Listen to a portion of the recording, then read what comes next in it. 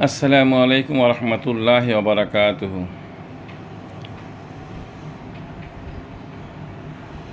মানুষের অন্তর মহান আল্লাহর দুই আঙ্গুলি মোবারকের মধ্যে রয়েছে।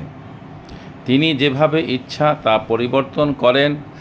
এজন্য মুহাম্মদী ইসলামের কায়েম থাকতে মানুষকে আল্লাহর দয়া ও সাহায্য প্রার্থনা করতে হয়। এরশাদ হয়েছে, রব্বানা লা তুজিগ কুলুবানা বা'দা ইয হাদাইতানা ওয়া হাব লানা মিন লাদুনকা রাহমাতা ইন্নাকা আনতাল ওয়াহাব। অর্থ হচ্ছে, হে আমাদের প্রতিপালক, সরল সঠিক পথ প্রদর্শনের পর আপনি আমাদের অন্তরকে বিপদগামী করবেন না, আর আমাদেরকে দিন আপনার অপরিসীম রহমত। নিশ্চয় আপনি তো সর্বশ্রেষ্ঠ দাতা। সূরা আল ইমরান আয়াত নম্বর ৮। আলহামদুলিল্লাহ। বর্ণিত হাদিসটি তাফসিরে কিতাব তাফসিরে কাবির ৩য় খণ্ডে ১৫৫০ পৃষ্ঠায় ইমাম ফখরুদ্দীন আর রাজি রহমতুল্লাহ সিও তাফসিরে কিতাবে উল্লেখ করেছেন। আল্লাহ রাসূল সাল্লাল্লাহু আলাইহি ওয়াসাল্লাম এইভাবে প্রার্থনা করতেন, হে অন্তরসমূহ ও চোখসমূহের পরিবর্তনকারী আল্লাহ, আপনি আমার অন্তর বা আমার কাল্পকে আপনার ধর্মের উপর সুদৃঢ় রাখুন। আল্লাহ বলেন, জ্ঞানীরা প্রার্থনা করে বলে, হে আমাদের প্রতিপালক, সরল সঠিক পথ প্রদর্শনের পর আপনি আমাদের অন্তরকে বিপদগামী করবেন না, আর আমাদেরকে দিন আপনার অপরিসীম রহমত। নিশ্চয় আপনি তো সর্বশ্রেষ্ঠ দাতা। বর্ণিত হাদিসটি তাফসিরে কিতাব তাফসিরে দুরে মানসুর ৩য় খণ্ডে ১১৫ পৃষ্ঠায় ইমাম আহমদ, ইমাম বুখারী আদাবুল মুফরাদ ও তিরমিজি সূত্রে হযরত আনাস রাদিয়াল্লাহু তাআলা আনহু হতে বর্ণনা করা হয়েছে। তিনি বলেন, আল্লাহর নবী সাল্লাল্লাহু আলাইহি ওয়াসাল্লাম অধিকাংশ সময় এভাবে প্রার্থনা করতেন, হে অন্তরসমূহের পরিবর্তনকারী আল্লাহ, আপনি আমার অন্তর বা কাল্পকে আপনার ধর্মের উপর সুদৃঢ় রাখুন। সাহাবে কেরাম বললেন, ইয়া রাসূলুল্লাহ সাল্লাল্লাহু আলাইহি ওয়াসাল্লাম, আমরা আপনার প্রতি বরং আপনি যা নাজিল করেছেন,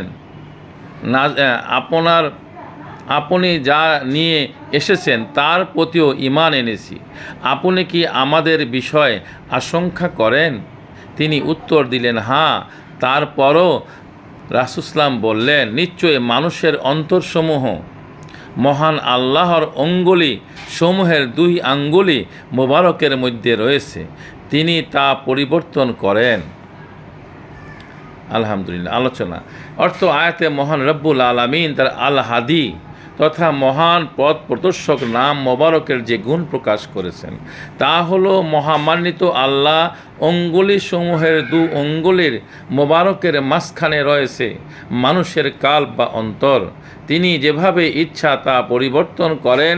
তিনি ইচ্ছা করলে মানুষকে হেদায়েত দিতে পারেন, আবার ইচ্ছা করলে বিপদগামীও করতে পারেন।